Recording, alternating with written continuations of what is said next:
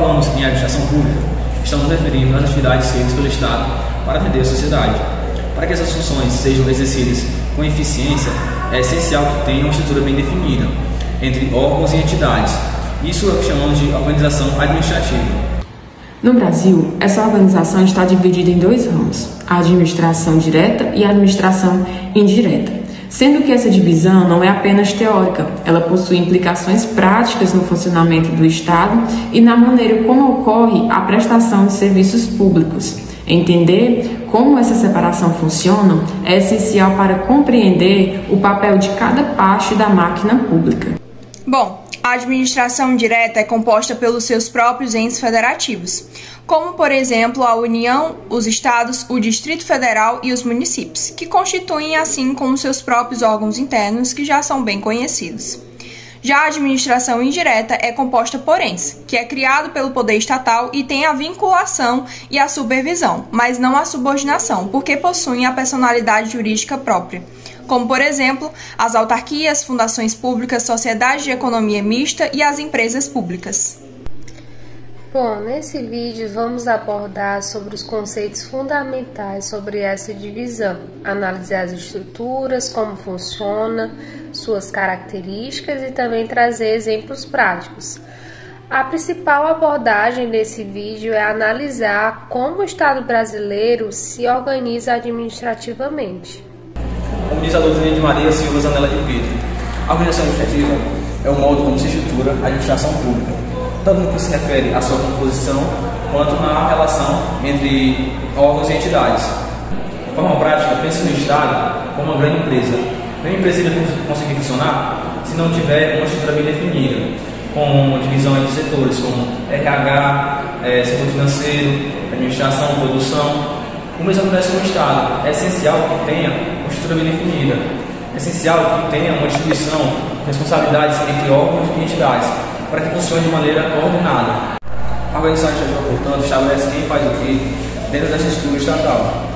Essa divisão acontece de duas principais formas: a administração direta, que é formada por seus próprios entes federativos, e a administração indireta, que é formada por entidades dotadas de personalidade jurídica própria.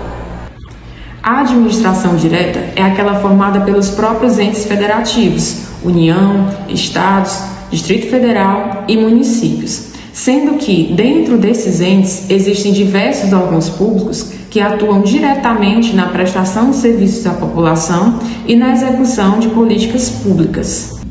Por exemplo, no âmbito da União, existem os ministérios, como o Ministério da Saúde, o Ministério da Educação. No âmbito estadual, existem as secretarias estaduais, como a Secretaria de Segurança ou Secretaria da Fazenda. E nos municípios, existem as secretarias municipais, como a Secretaria de Turismo ou Cultura.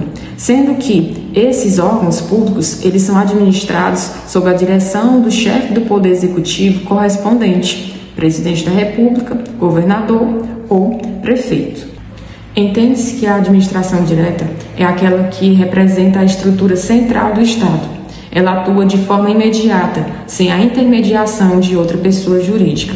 Nesse sentido, a administração direta busca controlar e organizar os serviços de interesses coletivos. No entanto, devido à complexidade e à diversidade de funções do Estado, nem sempre a administração direta consegue realizar todas as tarefas de forma eficiente. E é dentro desse contexto que surge a administração indireta. A atuação do Estado vai muito além da administração direta, contando também com a administração indireta, que é composta por entes que possuem algumas características, como, por exemplo, a personalidade jurídica própria, a autonomia administrativa e o patrimônio próprio. Esses entes eles continuam vinculados aos seus criadores. Nós podemos citar como, por exemplo, as autarquias, que são determinados entes que cumprem uma função técnica do Estado, como, por exemplo, o INSS, as fundações públicas que atuam aí em áreas de saúde, educação, pesquisa, como a Fiocruz, as empresas públicas que exploram a atividade econômica e prestam alguns serviços públicos, como, por exemplo, a Caixa Econômica Federal, e, por fim, a Sociedade de Economia Mista, que tem um capital misto, tanto público quanto privado, e possuem a função semelhante de empresas públicas, como, por exemplo, a Petrobras. Esses entes eles agem com uma certa descentralização. O controle estatal ele está ali, vinculado e supervisionado, mas não há subordinação. Segundo Eli Lopes Meireles, declara que esse modelo aproxima o serviço público ao cidadão, mantendo assim a legalidade e o controle estatal.